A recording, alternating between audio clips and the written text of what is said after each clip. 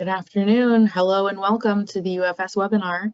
This webinar is hosted by the National Weather Service and the Office of Science and Technology Integration. The goal of this webinar series is to enhance communication and share advancements in all aspects of the UFS in both research and operational settings. I'm Shira, and I'm here to help coordinate and deliver the webinar. Feel free to contact us at OSTI if you have any comments or suggestions. Also, if you have any recommendations for speakers that you would like to present at this webinar in the future, you can email your recommendations to ufs.modeling@noaa.gov, and we will take your suggestions into consideration. Due to the number of attendees, you'll be in listen-only mode during the event. You will not be able to unmute yourself. If you have any questions now or during the event, please submit them on the Google document that will be provided in the chat box.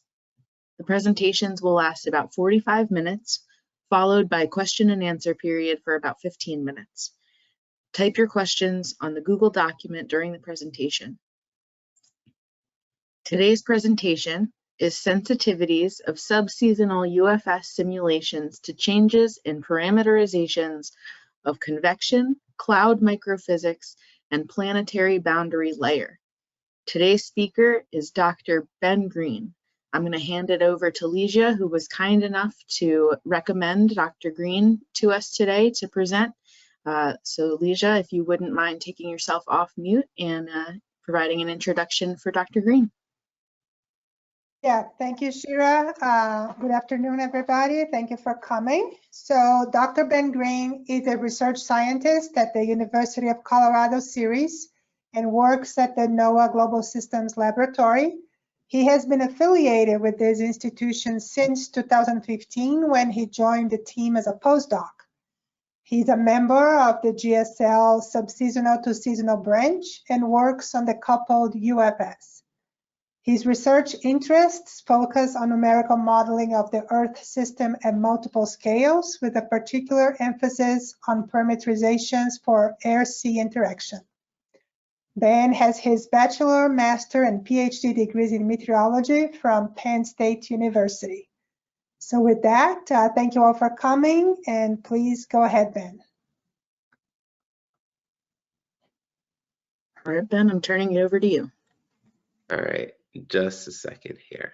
Thanks, Lesia, and I ended up, for everyone on the call, up recording my call in what turned out to be the correct event that I got sick, so I apologize for my voice. I should sound better when I play the presentation, so I'm going to go ahead and do that right now.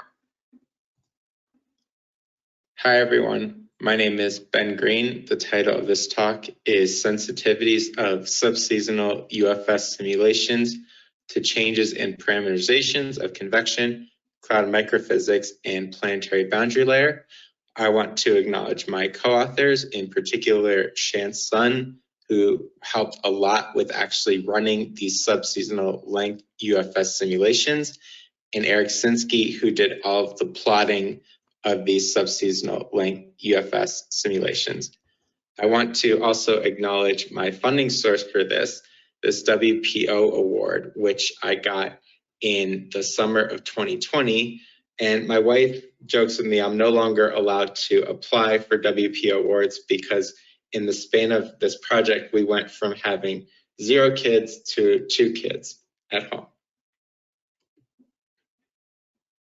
So for some background, most model physics development takes place for modeling systems that are run on global weather timescales, that is about 2 weeks or less, or even much shorter. There is not much done at subseasonal or even longer timescales. Why is this? It's mostly practical. Shorter timescales allow for more and faster runs. Although there has been work that has shown that biases in the first 6 hours are very similar to biases of long-term multi-decadal climate runs. And that's actually a point that we will come back to later on in the talk. Physics development for S2S out to climate scales evolves in operational environments much more slowly and also separately from the NWP or weather timescale. There is a paradigm shift, at least at operational centers, that's been underway for the past several years, which is to consolidate modeling systems, that is the dynamical cores, subgrid scale physics, coupling, to run across many time scales. You can think of this as minutes to millennia. So we want to leverage this paradigm shift to look at model physics at the subseasonal timescales, weeks 3 to 4 and 5. So we all know that this paradigm shift is happening at NOAA through the consolidation of its modeling systems into UFS.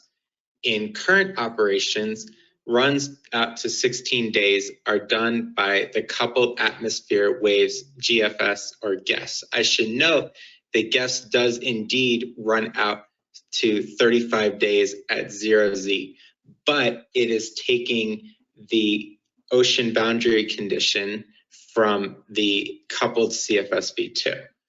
Runs out to 45 days and even beyond are done by the fully coupled CFSV2. GESS and GFS have very different physics schemes than CFSV2. CFSV2 has not been updated in over a decade at this point. So by FY 2024, all of NOAA's operational global Earth system prediction for lead times from 0 through at least 35 days will be consolidated into a single UFS-based model, GESS V13.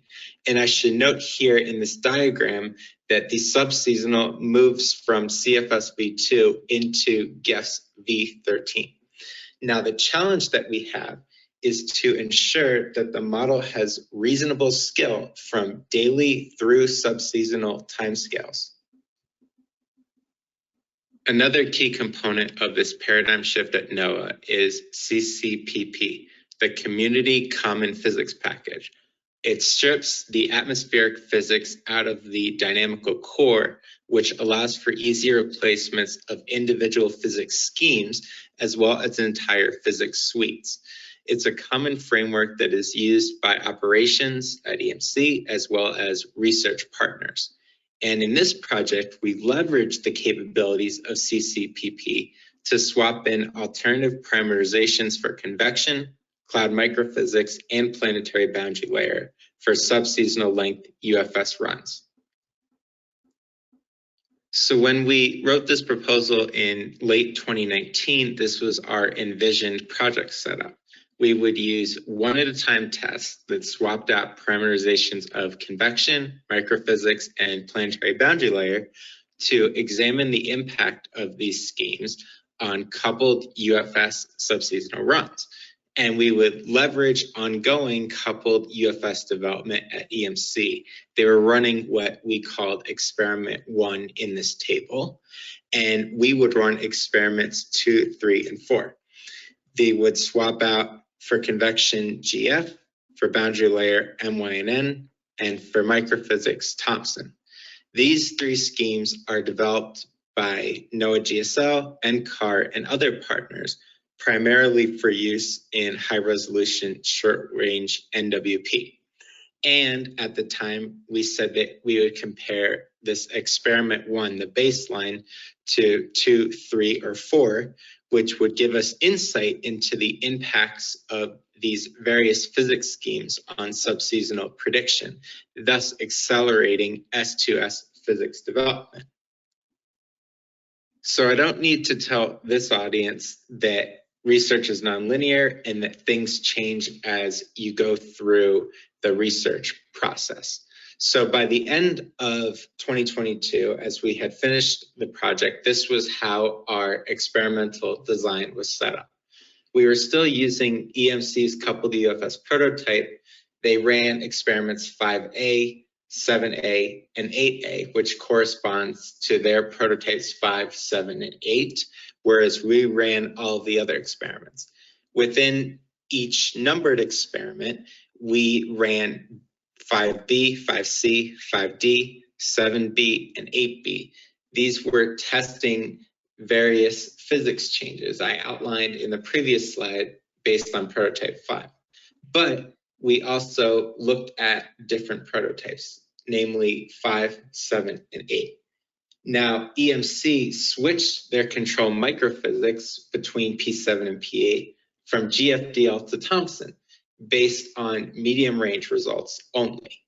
Now, if we compare all of the prototype 5 experiments within each other, we see the impacts of physics changes in an isolated sense within one prototype. And then if we compare across prototypes, say comparing 5A to 7A to 8A, we can see the cumulative changes of all sorts of different physics and model changes for various schemes. So some more details on our experimental design. We ran 5 additional sets of experiment as outlined on the previous slide. We followed the protocol for EMC's coupled UFS prototype for each experiment.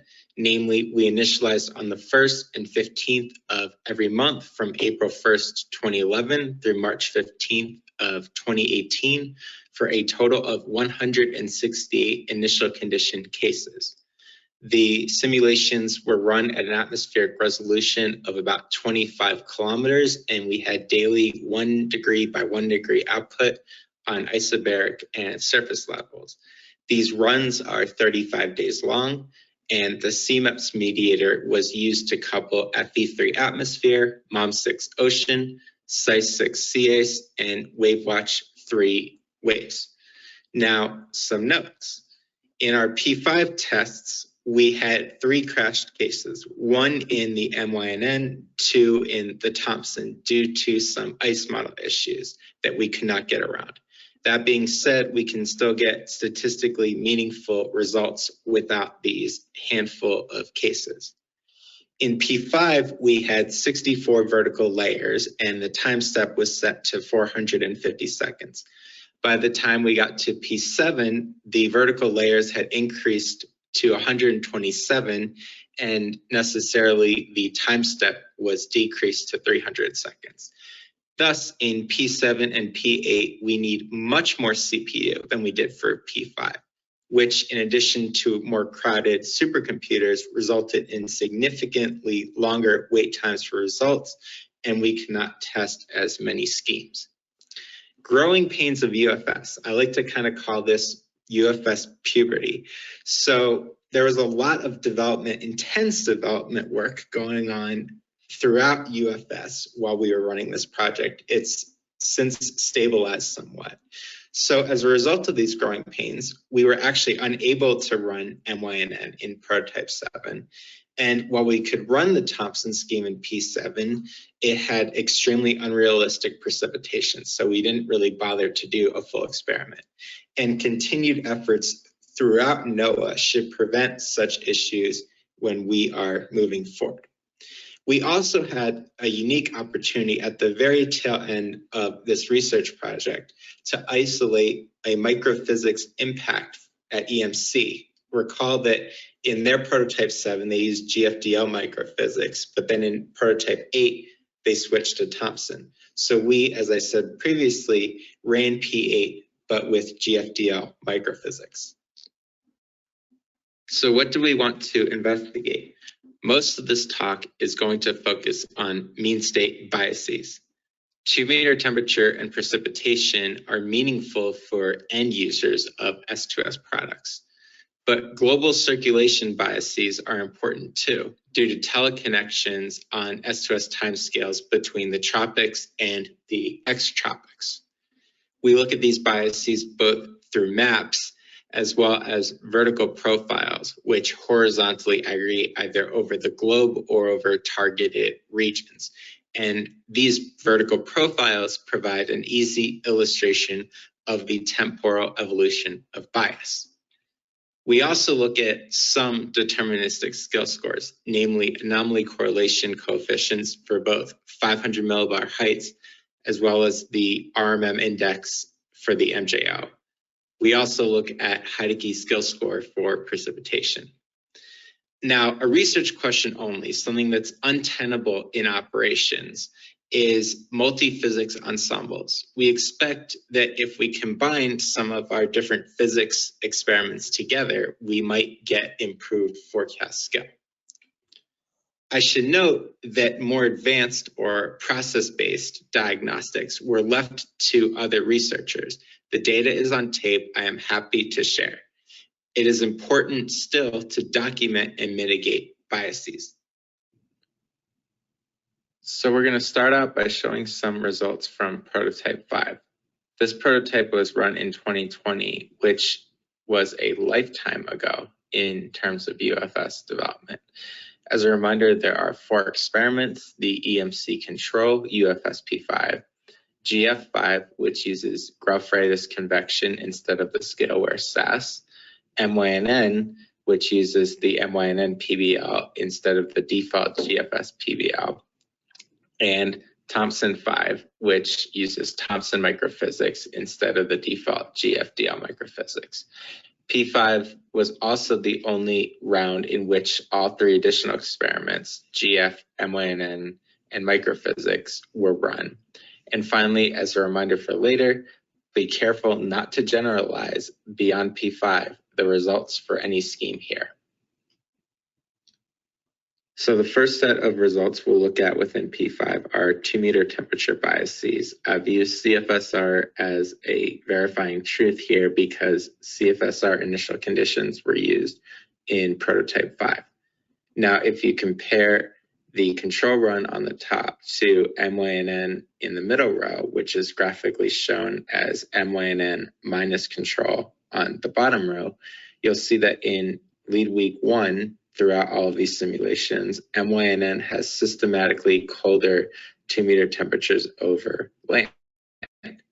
Then as we move on to weeks 3 and 4, we see a very similar picture. We see patterns in these top 2 panels that are very similar to those shown in week 1. As some examples, you'll see that MYNN has a positive bias in the Sahara at both week 1 and weeks 3 or 4. There's many other examples. These patterns look very similar. And in fact, on the bottom row, we see indeed that the systematic cooling of MYNN compared to the control is also evident at weeks 3 and 4. We also compared biases in sea surface temperature between the control as well as MYNN5 using OSTIA as truth. And because in general, sea surface temperature biases evolve more slowly than land biases, we're only looking here at weeks 3 and 4. So on the left-hand side of the slide are the actual biases, and then in the bottom right is MYNN5 minus the control UFS P5. And we see that with the exception of the ITCZ region, that MYNN5 is cooler pretty much everywhere over the ocean, which is in line with the results for land. So to summarize P5 results for 2-meter temperature biases in SST, when we compared the control UFS P5 against MYNN, we found that MYNN was consistently colder. This was true across almost all land masses, across all seasons, and over all lead times. The bias patterns from week 1 to weeks 3 and 4 are quite similar, but just growing in magnitude with increasing lead time. SST biases grow more slowly than those for 2-meter temperature, which is not surprising, but MYNN is still colder than the control UFS almost everywhere, with the exception of the ITCZ. And a thought occurs, which is that biases from so-called first-order processes, for example, the boundary layer influencing near-surface temperature at subseasonal timescales, may be reduced by tuning based on even shorter runs. That is, biases may be baked in after the first week or so. More on this later. But this potential shortcut likely won't work for what I'll call second-order processes, for example, convection influencing 2-meter temperature. Moving on to precipitation biases in P5, we'll start with a comparison of the Grauff-Radius and the scale-aware SAS because we might expect convective scheme to have the biggest impact on precipitation. So we're looking first at week 1, and what we see is that graphritis has a smaller global mean bias than the control UFS P5. And there's also systematic drying in graphritis relative to the control. And then as we look at weeks 3 and 4, we see almost identical plots compared to those at week 1.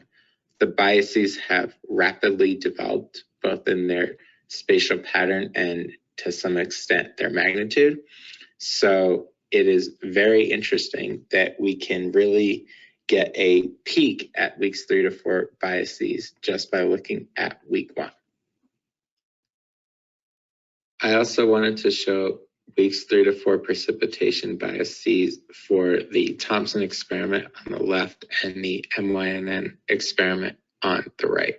And if we look at the bottom row, what we see is that Thomson differs most from the control prototype 5 in the extratropics, whereas on the right side, we see that MYNN differs most from the control in tropics. And we speculate that this may be due to differences in how moisture is transported from the ocean up through the boundary layer and into the free atmosphere.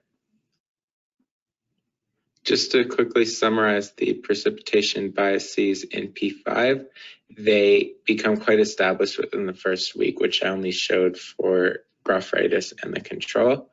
GF5 is most different from the control in the tropics, which makes sense because we changed the convective scheme.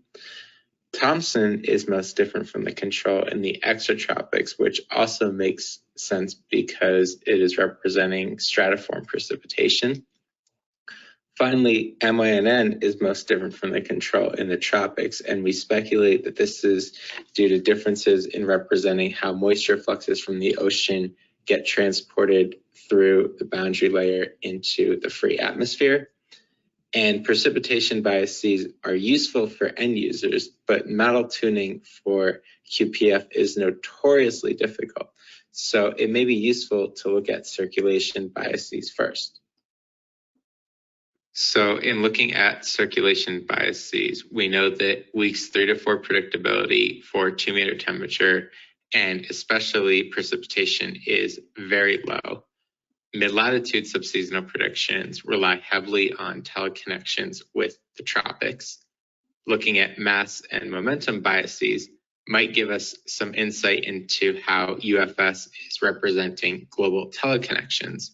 And on the next slide, we'll look at an example of biases in 500 millibar height and in 200 millibar zonal wind. So we're going to show one example here comparing the control UFS P5 to the prototype 5 based run with graphritis, and the biases on this left column here. We're going to start with 500 millibar heights, and then on the bottom is just the difference between these two runs. Now, because the bias evolution for both 500 millibar heights as well as 200 millibar zonal wind is quite slow, we're only going to show weeks 3 to 4. We're not going to show week 1. The seasonal breakdown is even noisier than these plots, so I'm showing aggregation throughout the whole year. Now, what we see is that in this example, both GF5 and UFS prototype 5 have a overall high height bias, especially in the southern hemisphere. The difference field on the bottom does actually show that GF5 has higher heights in the tropics than the control UFS, as well as lower heights in the northern hemisphere extratropics, which suggests more baroclinicity. And then as we look on the right here at 200 millibar zonal wind biases, we first see that the bias fields themselves are very noisy, and thus it's really pretty hard to get much information. The only thing I will point out is that on this bottom right panel, I've highlighted stronger 200 millibar zonal winds in the northern Pacific in the area where there is a stronger height gradient. So even though they are at different heights, that is at least consistent. So now we're going to switch gears and start looking at temporal evolution of biases. So far, we've been looking at maps, which are useful for identifying geographic regions of interest. But we can't easily show the temporal evolution. We would just have to stack a bunch of maps on each other, and that's difficult to look at visually. So this next set of plots, we average the biases over a large spatial area, either the globe or a hemisphere or even a tropical belt, and show the temporal evolution as a function of heights. And these height versus time plots will give a general sense of how quickly mean state biases become established for different fields of interest. So now I'm showing global temperature biases for all of the 4 P5 based experiments. And recall the y-axis is pressure level, the x-axis is lead day. We see that for all 4 experiments in the troposphere, we have a nearly monotonic temperature increase with increasing lead time, whereas in the stratosphere, we see cooling with increasing lead time. This is consistent with what we saw earlier with the maps. We could potentially look at biases in the first 1 to 2 weeks to get a sense of the sign of the mean state biases in weeks 3 to 4. This is important because it may allow for shorter runs, not 3 to 5 week long runs, to guide some of the subseasonal physics development in UFS. We also see that there's a switch from a warm troposphere to cold stratosphere that suggests reduced static stability near the tropopause. And also, just as a note, not surprisingly, the MYNN experiment has the most change, which manifests itself as the largest biases in the boundary layer below about 850 millibars. But interestingly, it has the smallest biases compared to CFSR in the rest of the troposphere. In the previous slide, I showed global temperature biases as a function of height and lead time. I'm now going to show some regional biases. But first, just for reference, this is the same plot as in the previous slide. So now when I add in different regions, on the top right, I'm showing Northern Hemisphere biases, bottom left, Southern Hemisphere biases, bottom right, tropical band biases. And we see in the top right and bottom left that the Northern and Southern Hemisphere, covering 20 to 80 degrees north, are much more similar to each other and also to the globe than the plus or minus 20 degree tropical band in the bottom right. The biggest differences between the Northern Hemisphere and the Southern Hemisphere are below 700 millibars, which makes sense because the Northern Hemisphere has much more landmass than the Southern Hemisphere. The tropics on the bottom right do reveal some interesting features. Namely, 500 millibars is locally cooler in all experiments, and also that the GF experiment is very similar to the control. So this will be the last P5 bias plot that I'm going to show, and it's a moisture bias. We see that the troposphere has a nearly monotonic moisture increase with increasing lead time, the only exception being that MYNN has a nearly constant moisture bias with lead time. So again, in general, we could leverage shorter 1 to 2 week runs to get insight into subseasonal weeks 3, 4, and maybe even 5 biases. The MYNN5 is, not surprisingly, most different from the control below 700 millibars. In other words, within the boundary layer. The Thomson-5 is most similar to the control throughout. And GF5 has more moisture in the atmosphere than the control. You should recall also that GF5 has less precipitation than the control. So to summarize biases in prototype 5, for many fields, regardless of which UFS experiment was conducted, bias magnitude increases with increasing lead time. This gives us the potential to discern subseasonal length biases in UFS through shorter 1 to 2 week runs. And it fits well with the UFS-based Guess V13 paradigm, in which 0 to 35 day atmosphere, ocean, ice, wave model coupled simulations are all within the same model. So I'm not going to get into the big question of which scheme is better, because all model components, including the physics, have changed substantially since 2020 when P5 was run. And a little bit later, I will show the impact of changing the baseline UFS prototype. The biases obviously only tell part of the story. So now we want to look at skill scores. We'll start by taking a look at anomaly correlations for 500 millibar height forecasts in both the Northern Hemisphere and Southern Hemisphere in a range of 20 degrees to 80 degrees latitude. The results are plotted here for all 35 days. The differences are not statistically significant, except that Thompson in prototype 5 was worse than the control in the Northern Hemisphere for 120 to 192 hours. I should note that 500 millibar height anomaly correlations are not a common subseasonal metric, but it's still important for medium range weather. And recall that the UFS-based Guess V13 will cover days 0 through 35. A much more popular metric for scale of a model at subseasonal time scales is to look at the Madden-Julian oscillation, given the importance of the MJO on subseasonal prediction.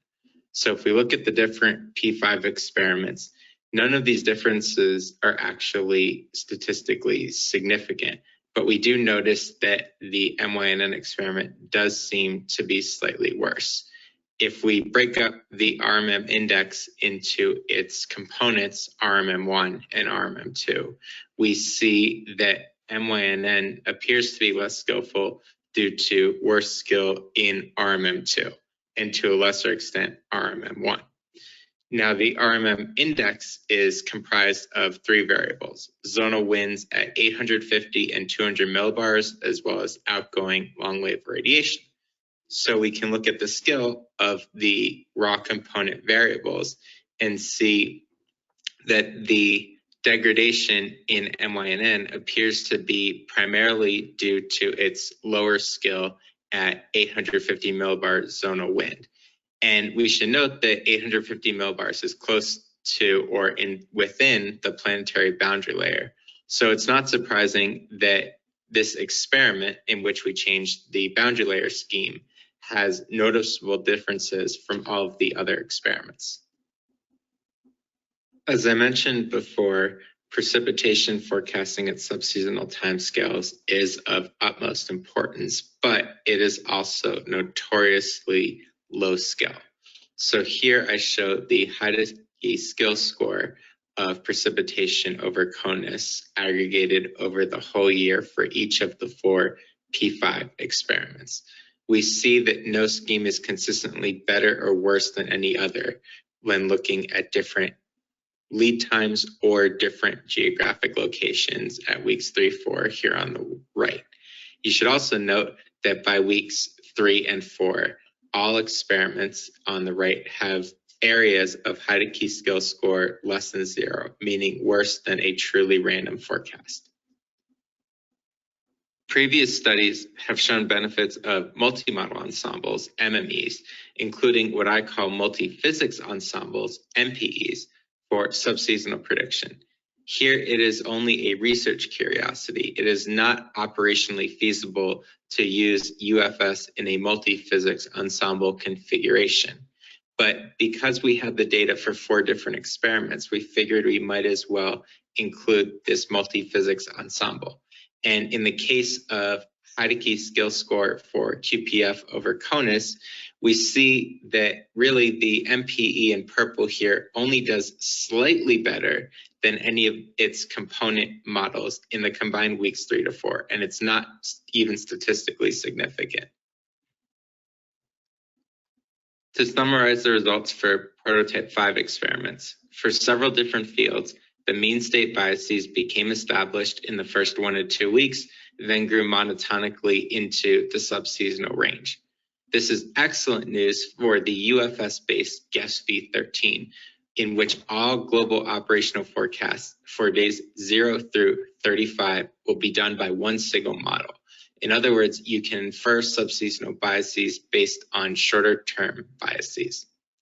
The UFS-based multi-physics ensemble is not operationally feasible, which is okay, but it didn't do better than any individual configuration in the one metric that we actually considered, which was the Hodicky skill score of precipitation over the continental United States.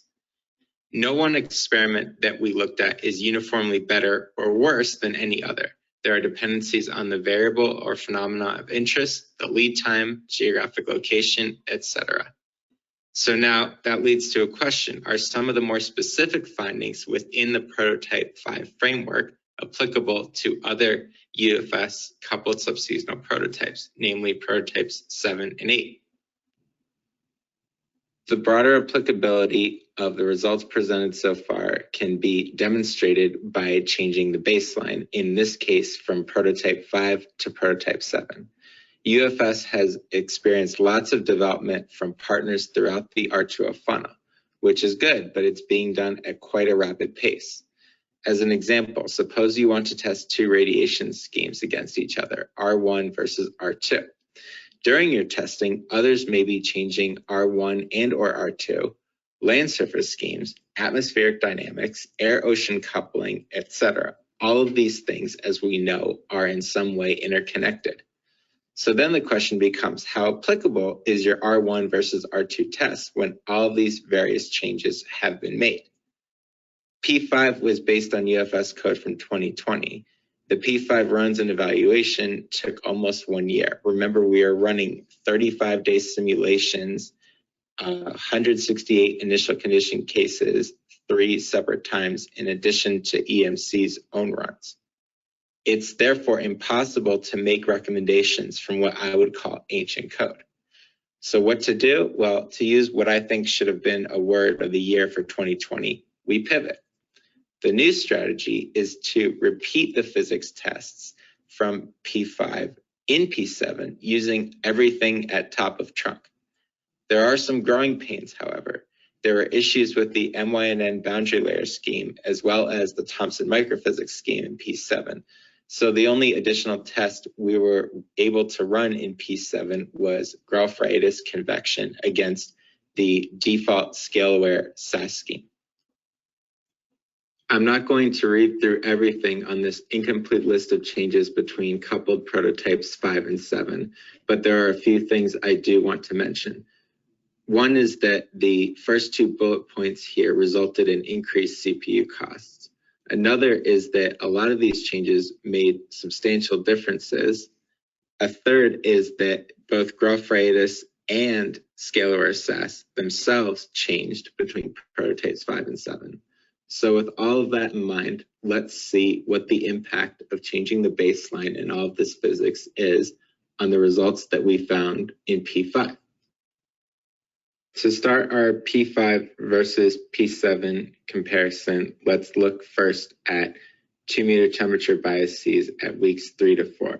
On the left, I've shown this figure already. It's comparing the control P5 with GF in P5. Now I'm going to add on the right the same comparison, but in the P7 framework. The first note I want to make is that the verifying analysis changed from CFSR to GESS v12 in order to be consistent with a change in initial conditions. If we look at the impact of going from scale-aware SAS to GF, which is in the 2 bottom right panels, we see that the consistencies, in other words, results that are true for both P5 and P7, are cooling over Siberia and warming over China. But there are several inconsistencies essentially everywhere else, including the global mean. Grauff-Raitis was cooler than the control in prototype 5, but warmer than the control in prototype 7. Moving on to weeks 3 to 4 precipitation biases comparing scale-aware SAS against GF. I've shown the P5 figure on the left already. Now adding the prototype 7 figure here on the right, we can look at the two bottom right panels to see the impact of going from scale-aware SAS to GF in both prototype 5 and in prototype 7. We see a lot more consistencies here. We see that in GF, we have a global drying trend and locally wetter near the maritime continent. The main inconsistency is that the degree of which GF is drier than SAS is weakened in prototype 7 compared to prototype 5. I'm going to move on from showing bias maps to showing biases in this pressure versus lead time framework. On the left, I've already actually shown these figures. These are the global bias evolutions in the P5 framework for temperature on the top and specific humidity on the bottom. Now, let's see what happens when we look at this, but in the P7 framework. The good news is that in general, the magnitude of the biases generally increase monotonically with increasing lead time for both P5 and P7. This is a result that is consistent across different UFS prototypes.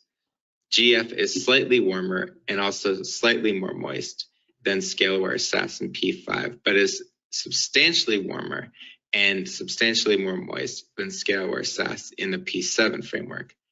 But in P5, bias structures are quite similar between scale-aware SAS and GF, whereas in P7, in other words, if you compare the third column with the fourth column, the bias structures between these two schemes are quite different.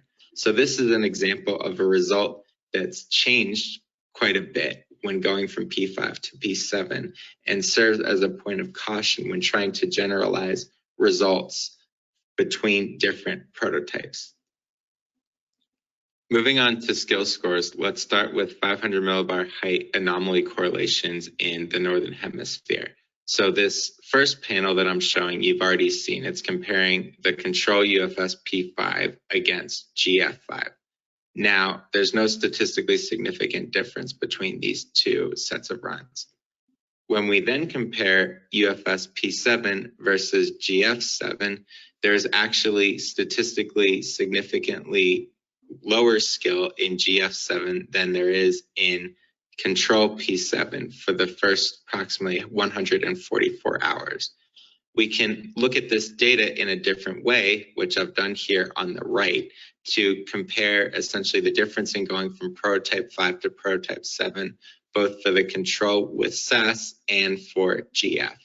What we find is that in these right panels, regardless of which convection scheme you use, prototype 7 is statistically significantly worse than prototype 5 for days 3 to 10. And for this variable, Northern Hemisphere 500 millibar height anomaly correlations, changing the convection scheme on left panels is not as important as going from P5 to P7, shown on the right panels. Moving on to MJO skill through the RMM index, I've already shown the prototype 5 comparison here on the left. Now, when we add in prototype 7, what we see is that the Graph-Raitis scheme is essentially unchanged in RMM scale from P5 to P7, but the control scale-aware SAS improves by about 3 to 4 days using the 0.5 anomaly correlation threshold between P5 and P7. In other words, in P5, GF was slightly, although not statistically, significantly better than UFS P5, whereas in P7, GF is slightly worse, but not statistically significantly so than UFS P7. Finally, for precipitation Heidecke skill score over the CONUS, again, I've already shown the prototype 5 results here on the left. When we add in prototype 7, we see that in weeks 1 to 2, there's very little change, but both SAS and GF are worse in prototype 7 for weeks 3 and beyond, although slightly so. And in both prototypes, GF is typically better than SAS, but only barely so. Summarizing the impacts of changing our baseline from prototype 5 to prototype 7, In general, bias magnitudes increase monotonically with increasing lead time for both P5 and P7. However, specific details on relative scheme performance, namely SAS versus GF, are not necessarily consistent between P5 and P7. This is due to some combination of changes to the schemes themselves, plus changes to other components of coupled UFS between P5 and P7. So the key message is use caution when trying to generalize performance of a physics scheme. Next, I'm going to show a highly controlled experiment that isolates the impact of switching from GFDL microphysics to Thomson microphysics in the context of moving from prototype 7 to UFS prototype 8. GFDL microphysics was used as the default for coupled UFS prototypes 1 through 7. In prototype 8, there was a switch to Thomson based on medium range weather results, not subseasonal results. To isolate the impact of the microphysics change from all of the other changes between P7 and P8, we ran a parallel P8, but with GFDL microphysics. In the next slide, I'll show just one example. EMC did a very extensive comparison of the control P8 with P8 GM to show how GM can be leveraged to discern whether changed results between P7 and P8 are or are not attributable to changed microphysics. The one example I'll show is total cloud cover verified against the series database. The top row shows the comparison just between the control P8 and the control P7. And it is noted that there is an increase of cloud cover in P8 along the equator. Now, if we add in this bottom row here, which is comparing P8 with GFDL microphysics to the control P8 with Thomson microphysics, we see that there is indeed an increase in cloud cover due to the change from GFDL to Thomson microphysics.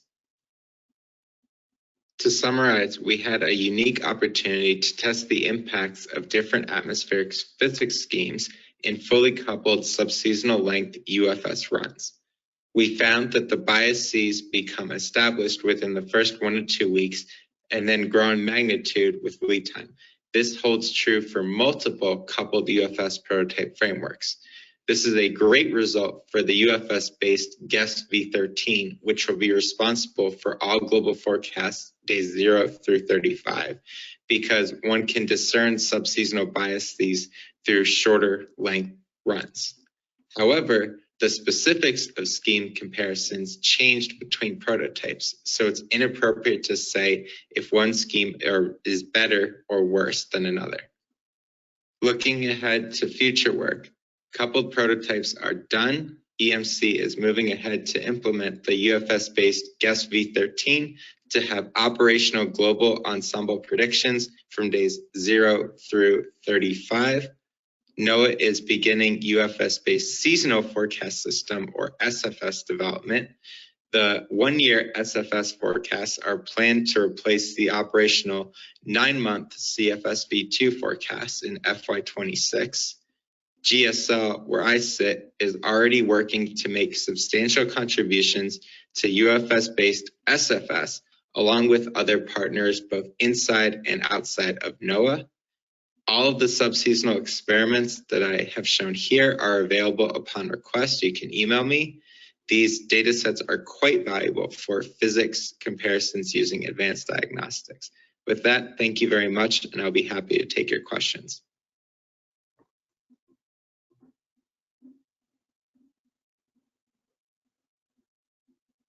Excellent. Thank you so much, Ben. All right, I'm going to take back the screen and we're going to show the question and answer document.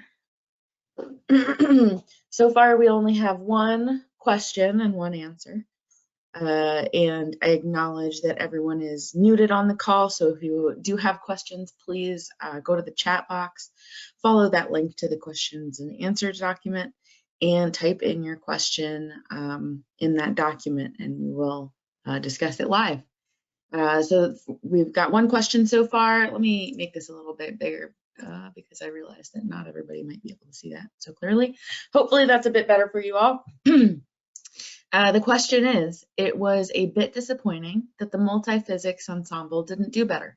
However, one advantage of such an ensemble is that because its members are distinguishable, one can use statistical or AI post-processing methods to further lower the bias.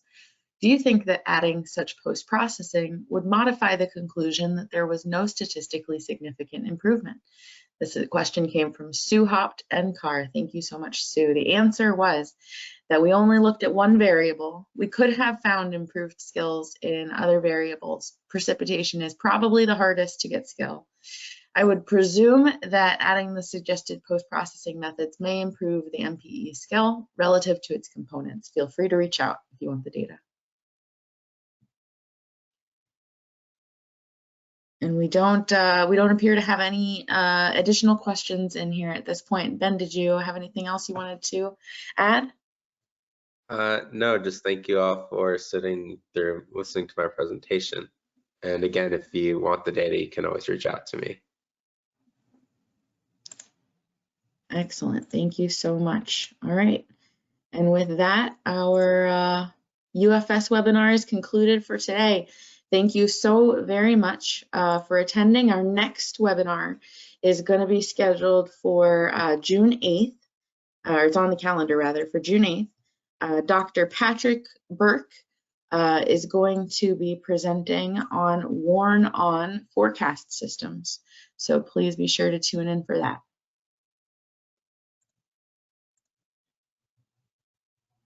Everybody, thank you so much and have a great rest of your day.